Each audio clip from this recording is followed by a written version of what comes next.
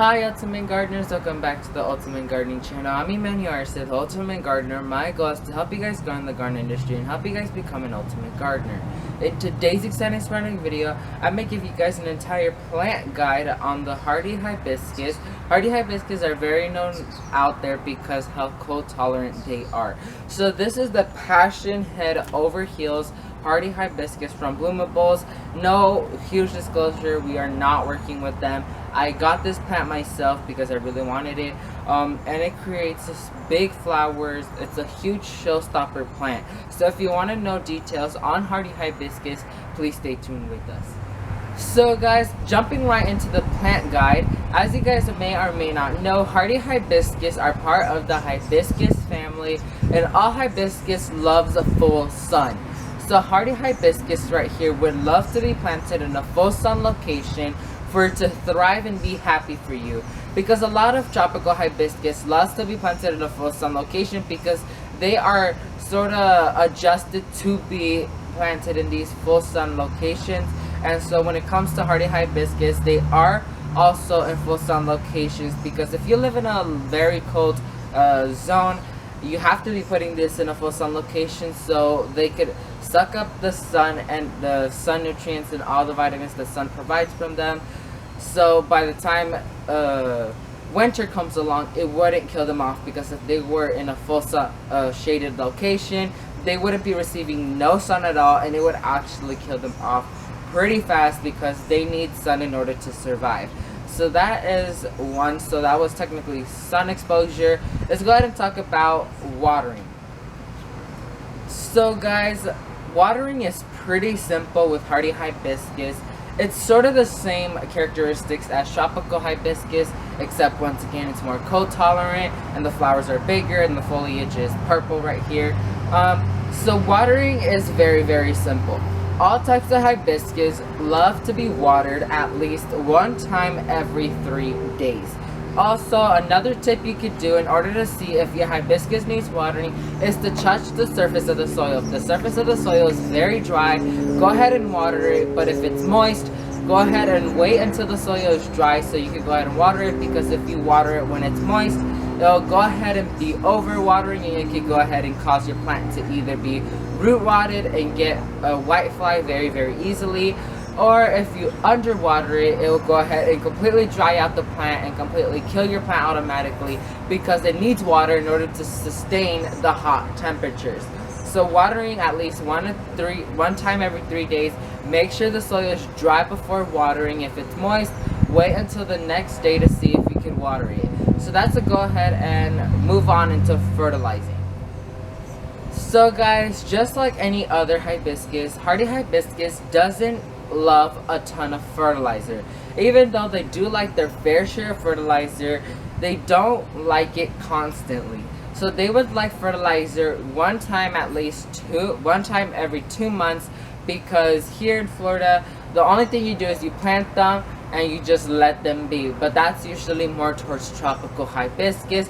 But here, this is an entirely different variety of hibiscus or breed from hibiscus. So of course there's going to be other features you need to take care of in order for it to be happy. So when planting it, you could put a little bit of biotone or plant tone or flower tone or azalea tone into the hole so it could have a little bit of nutrients right away. And then comes the second month you planted it, you fertilize it once again, and you go on and so forth. But any type of fertilizer is activated differently. The two main one is with heat and with water. The ones I use is activated by water, and so when I usually put fertilizer is pretty sure the day I water all my plants. And so that's a huge thing, you guys. If you plant and you fertilize your plant, you have to water it automatically for the fertilizer could be activated. But if the fertilizer says it activates with heat, then you could just leave it there until a hot day comes around and activates that fertilizer. So let's go ahead and move on to, so guys, moving on to height and width. So hardy hibiscus are very huge, sort of just like tropical hibiscus, but tropical hibiscus takes a few years until it gets huge and bushy, but hardy hibiscus doesn't take that long. So hardy hibiscus height is 3 to 8 feet in height and 3 to 5 feet in width. So as you guys may have seen on my Instagram story, this is gonna be included in the Magi Dome. We have already a design ready for it, and so it's gonna be in between the 2 rows of Sharons. But this has to be constantly trimmed in order for it to stay small and make it to look structural and elegant, because I don't want it to be overly wild and grown, because that's not my preferable taste towards plants. And so if I want to have that elegance and that structural element there, I need to go ahead and trim this to the size I want to. So once again, hardy hibiscus gets to 3 to 8 feet in height and 3 to 5 feet in width. So let's go ahead and move on to trimming. So guys, moving on into trimming, all hibiscus needs trimming if you live in a cold climate. For example, trimming is when you go ahead and cut your hibiscus back, so when the following up year comes, it flushes back up with stronger stems and strong and better leaves and more blooms, and so that causes it to go ahead and store energy for the following up spring, so they can go ahead and start bulging out new growth and new buds way more bigger than last year's performance. So you might be wondering, when is the best time to trim your hardy hibiscus? Hardy hibiscus prefers to be trimmed like at late winter, early spring, or when your last frost date has passed. Because if you trim this off right here and a frost comes along, it will completely kill your hardy hibiscus, because they do not like to be trimmed like a new haircut, and here comes a cold temperature and it will kill them in a snap. And so you want to be 100% sure that your frost date has passed and early winter is on its way, a few days away. That's when you can go ahead and go back and trim your hardy hibiscus. But if you live here in Florida, we don't even need to trim your hibiscus unless it's to go ahead and shape it to the way you want it to be. And we usually trim anytime we want to, because here there's no cold, so we can literally trim it at any time we want and it would thrive and do the best performance it would ever be.